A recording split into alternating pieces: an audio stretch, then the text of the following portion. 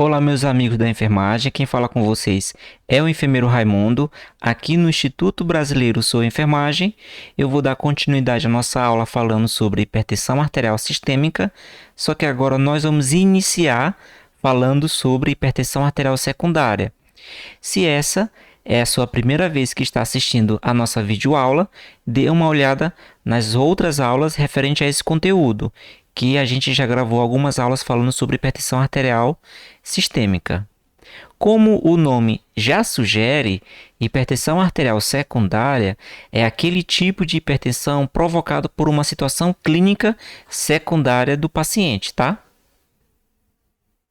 A preocupação com a possibilidade de se detectar uma causa secundária da hipertensão arterial deve estar sempre presente na abordagem de cada paciente hipertenso, uma vez que muitas dessas situações pode se deparar com uma forma potencialmente curável da doença.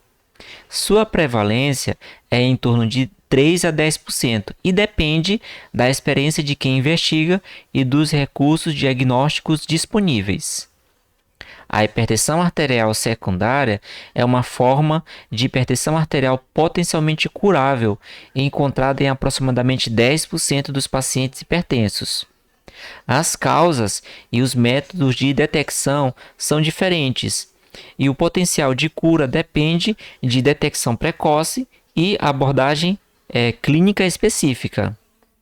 Uma estratégia comum na sequência da investigação, a partir da suspeita clínica, passando pela comprovação diagnóstica até o tratamento, pode aperfeiçoar a abordagem clínica com menor custo e maior benefício.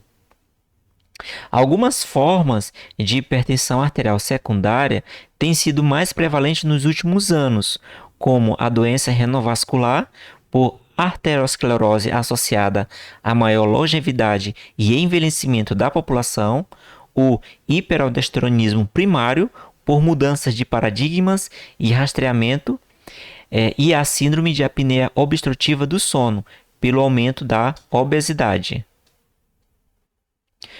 Como já tinha falado anteriormente, a preocupação com a possibilidade de se detectar uma causa secundária da hipertensão arterial deve estar sempre presente na abordagem do paciente hipertenso, uma vez que muitas dessas situações pode se deparar com uma forma potencialmente curável da doença, e a prevalência está entre 3 a 10% e depende da experiência de quem investiga e dos recursos diagnósticos disponíveis. Vou mostrar para vocês as situações clínicas em que se deve investigar a possibilidade do paciente ter uma hipertensão arterial secundária. Entretanto, antes de prosseguirmos nesta investigação, devemos fazer o diagnóstico diferencial com as seguintes possibilidades. Olha só: medida inadequada da pressão arterial, hipertensão do avental branco, tratamento inadequado, não adesão ao tratamento, progressão da doença, presença de comorbidades e interação com medicamentos. Eu estou mostrando aqui para vocês em tela as situações clínicas mais comuns que pode provocar ao paciente uma hipertensão arterial secundária, tá bom? Não estou afirmando para vocês que se o paciente tiver algumas dessas situações clínicas aqui em tela, ele terá obrigatoriamente hipertensão arterial secundária. Eu não estou dizendo isso. Eu estou dizendo que essas são as situações clínicas em que devemos investigar se o paciente tem ou não uma hipertensão arterial secundária, ok? Não é todo mundo que tem, tá, pessoal? Só alguns pacientes, como eu tinha falado anteriormente. A nossa primeira situação clínica que nós vamos comentar é sobre o hiperaldosteronismo primário. Olha só, o que é o hiperaldosteronismo primário? É a produção aumentada de aldosterona pela glândula suprarrenal, originada por hiperplasia da glândula, adenoma, carcinoma ou por fatores genéticos. Essa é a glândula suprarrenal que foi removida por ter hiperaldosteronismo primário. E por que que a glândula vai acabar produzindo de forma aumentada ou exagerada de aldosterona? Por conta de uma hiperplasia, por conta de um adenoma, ou por conta de um carcinoma, ou por fatores genéticos, tá? A prevalência nos pacientes varia de 3 a 22%, sendo mais alta nos hipertensos de difícil controle. Em geral, os pacientes têm hipertensão arterial estágio 2 e 3, podendo ser refratário ao tratamento. Atualmente, sabe-se que a prevalência de hipopotassemia no hiperaldosteronismo primário varia de 3 a 37% dos casos.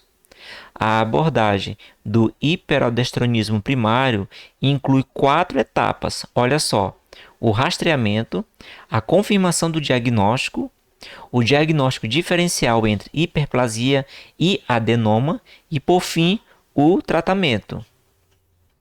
O rastreamento ele deve ser realizado em todo paciente hipertenso com hipocalemia espontânea ou provocada por diuréticos, em hipertensos resistentes aos tratamentos habituais e em hipertensos com tumor adrenal, pela determinação da relação aldosterona sérica, que vai mostrar a atividade de renina plasmática.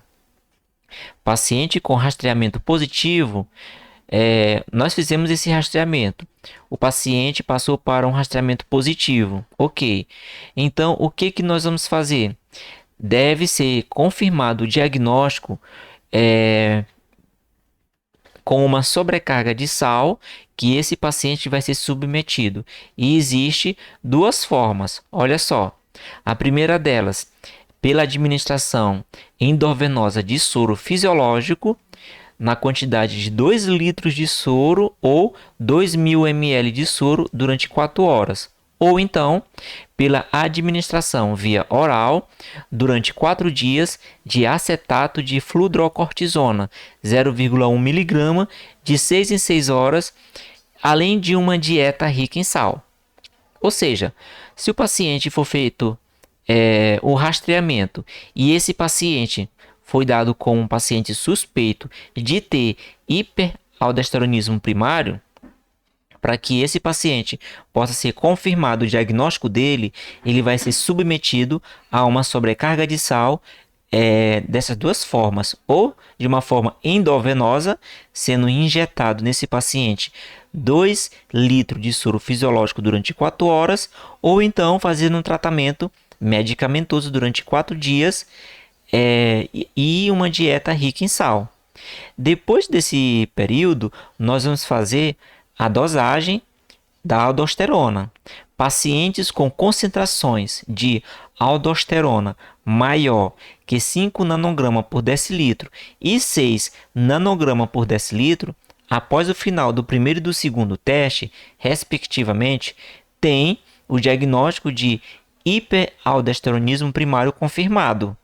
Se o paciente fez qualquer um daqueles testes anteriores que eu falei e a concentração de aldosterona ultrapassou 5 nanograma por decilitro e 6 nanograma por decilitro no teste 2, ele tem sim o diagnóstico confirmado.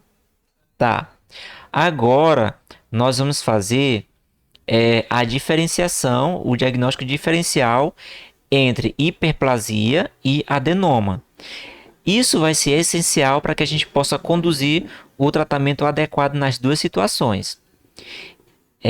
Esse diagnóstico diferencial entre hiperplasia e adenoma, ele pode ser feito a partir de dados clínicos, laboratoriais, radiológicos e, finalmente, de determinação da aldosterona nas veias adrenais através de cateterismo das adrenais, que indica se existe lateralização na produção de aldosterona ou se ela é uma produção bilateral.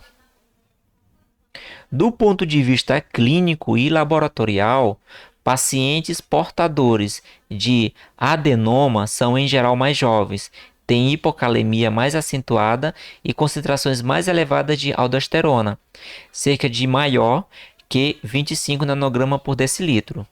A investigação radiográfica do hiperaldosteronismo primário tem o objetivo de indicar a presença ou então a ausência de tumor. Deve ser feita pela tomografia computadorizada ou pela ressonância magnética das adrenais. Entretanto, cerca de 20% dos adenomas são tumores menores que 1 centímetro e podem não ser visualizados aí na tomografia computadorizada e nem pela ressonância magnética, tá? Tratamento. Pacientes com adenoma solitário devem ser submetidos a adrenalectomia, preferencialmente por via laparoscópica. Metade dos pacientes operados torna-se normotenso, enquanto os demais, embora com melhor controle, permanecem hipertensos devido à hipertensão primária já existente ou por uma lesão renal causada pela hipertensão secundária. Nesse caso aqui, o hiperaldosteronismo primário. Os pacientes de hiperplasia bilateral devem ser tratados com um bloqueador de aldosterona, espironolactolona, se necessário, associada a diuréticos tiazídicos ou outros antihipertensivos. E nas nossas aulas anteriores, nós mostramos aqui a relação completa dos medicamentos antihipertensivos, ao qual você já deve ter se familiarizado. Então está aqui novamente a glândula que foi removida através de um procedimento cirúrgico do adenoma, que eventualmente foi provocado por produção excessiva de hormônio, tá? E a remoção faria com que a pressão arterial voltasse aos seus níveis normais. Vocês podem observar que a glândula é muito pequena, mas ela é suficiente para provocar aí vários problemas no paciente, tá? Essa foi a primeira situação clínica que nós falamos que tem que ser investigado se esse paciente não está com uma hipertensão arterial secundária. A nossa aula termina por aqui. Na nossa próxima aula, nós vamos falar sobre feocromocitoma, uma outra situação clínica em que o paciente deve ser investigado se ele não tem uma hipertensão arterial secundária relacionado com feocromocitoma, tá bom? Foi um prazer estar com vocês até aqui. Até mais então e tchau, tchau.